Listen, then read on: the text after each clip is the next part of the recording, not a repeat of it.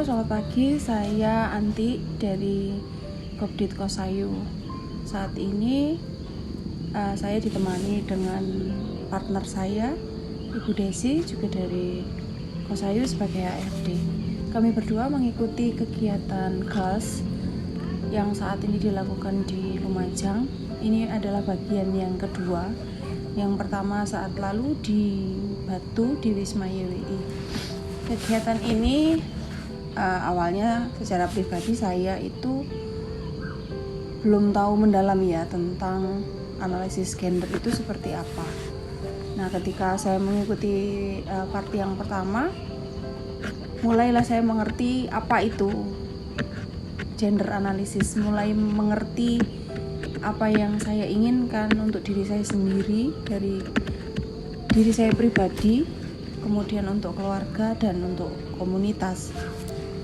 Yang lebih mendalam untuk saya selama ini seperti mengikuti kegiatan itu seperti disadarkan bahwa selama ini tuh saya terlalu sibuk memikirkan orang lain, hampir tidak pernah memikirkan diri saya sendiri, bahwa pada akhirnya saya disadarkan kalau kamu itu juga berhak untuk bahagia, kamu berhak untuk memikirkan dirimu sendiri.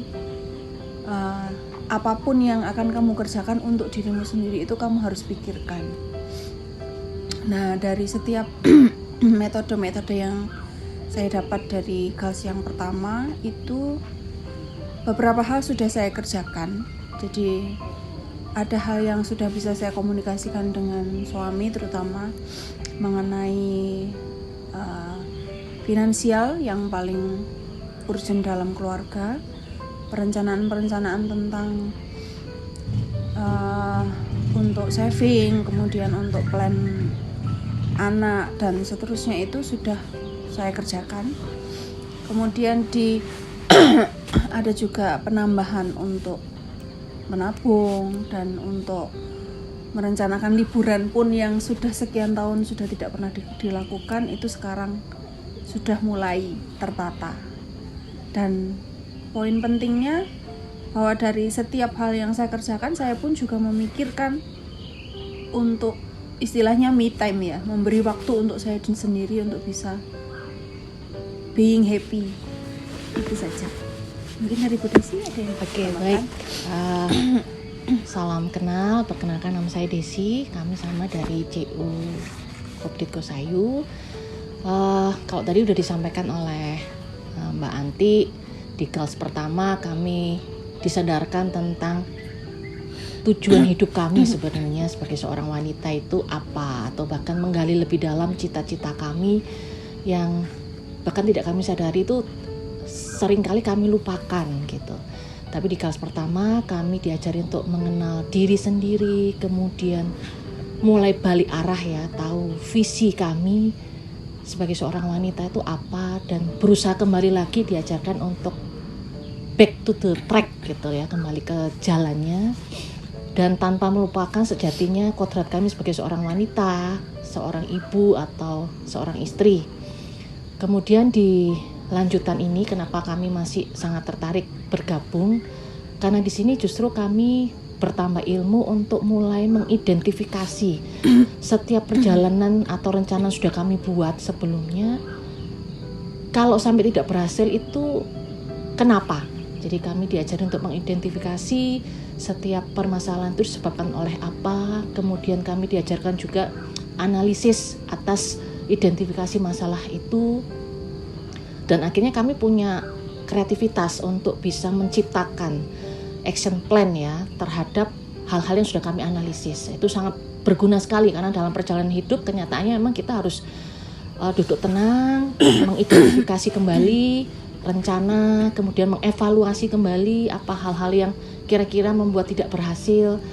Dan itu sangat berguna bagi perjalanan kehidupan kami sebagai seorang pribadi maupun kelembagaan ketika kami harus berelasi secara sosial. Momen ahanya terutama saya secara pribadi ketika disadarkan bahwa kamu tuh juga seorang pribadi yang punya hak untuk punya cita-cita, keinginan, maka dengan dukungan di sekitarmu, kamu bisa tetap menjadi pribadi yang utuh dan mampu memberi dampak guna bagi lingkungan di sekitarnya. Gitu. Dan kira-kira Mbak Anti nanti kita akan berusaha untuk menerapkan metode yang sudah kami dapatkan di KAL 1 dan KAL 2, karena itu juga sangat berguna bagi kita semua sebagai pribadi maupun kelembagaan. Kita coba metode-metode yang related, antara lain seperti vision journey ya, itu mulai dari mengidentifikasi masalah, merencanakan, mengevaluasi kembali apa yang sudah kita rencanakan, dan kemudian lebih dalamnya kepada anggota kami, itu kami ajak untuk orang itu mulai berhitung, membuat rencana keuangan, dan sekaligus kedepannya kami akan mencoba metode untuk mengkader para calon-calon koordinator wilayah agar punya kemampuan paling tidak untuk menggerakkan. Nah, sebelum menggerakkan itu maka dia juga harus mampu mengetahui kebutuhannya dia sendiri dan menemukan alat yang tepat dengan metode-metode yang sudah ada di KAL 1 dan KAL 2 agar tujuan itu tercapai.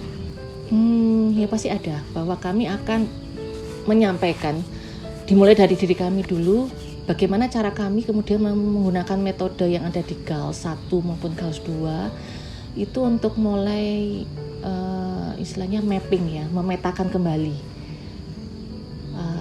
poin-poin atau indikator, sehingga rencana itu tidak hanya sekedar rencana yang dibuat asal, tapi betul-betul disesuaikan dengan kondisi yang ada saat sekarang, dan kemudian dikembangkan dengan kemungkinan-kemungkinan yang bisa kami gunakan untuk menambah rencana kerja yang selanjutnya begitu.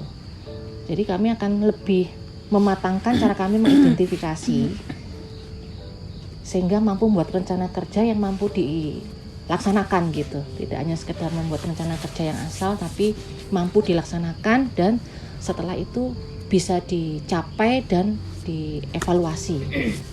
Kalau di pikiran saya sih ya Bu Dedi, maksudnya kita ini kan lebih banyak anggota ini perempuan dan rata-rata itu ibu rumah tangga.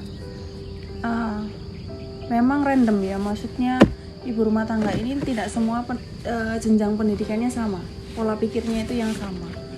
Kalau menurut saya sih kita membentuk dari Korwil ini, nanti mereka yang akan menggerakkan dari lingkungan di sekitar mereka. Kita bisa memakai seperti pohon perencanaan itu, pohon bahagia, pohon keluarga bahagia itu. Kita mengajarkan mereka untuk mengidentifikasi setiap hal, termasuk kekurangan kelebihan itu di situ. Jadi kita mau juga orang lain di sekitar kita yang mungkin belum menjadi anggota itu juga paham bahwa ini loh pentingnya kamu merencanakan segala sesuatu termasuk finansial. Kalau di bayangan saya seperti itu. Jadi fungsinya Korwil itu tidak hanya menggerakkan anggota saja, tetapi orang-orang di lingkungan mereka yang kita juga nggak tahu ya, yang jadi Korwil itu lingkungannya seperti apa, kan beragam. Nah, kenapa kita tidak menggunakan mereka untuk meng-hire orang-orang di sekitar kita? Ayo kita berkumpul. Misalnya seperti di PKK gitu yang sederhana ya. Apakah di ibu-ibu PKK itu semuanya mengerti tentang perencanaan seperti pohon keluarga bahagia? Itu kan tidak semua. Bagaimana kalau misalkan kita mengedukasi yang di Korwil tadi untuk bisa presentasi di situ gitu loh, yang nantinya pasti akan kita dampingi ketika mereka tidak paham. Jadi ada sesuatu yang kita tularkan untuk ibu-ibu di luar kita, yang pada akhirnya nanti juga pasti akan menjaring anggota pastinya. Tetapi basic dasarnya kita kenalkan dulu. Ini loh pentingnya kamu merencanakan segala sesuatu. Kalau menurut saya itu.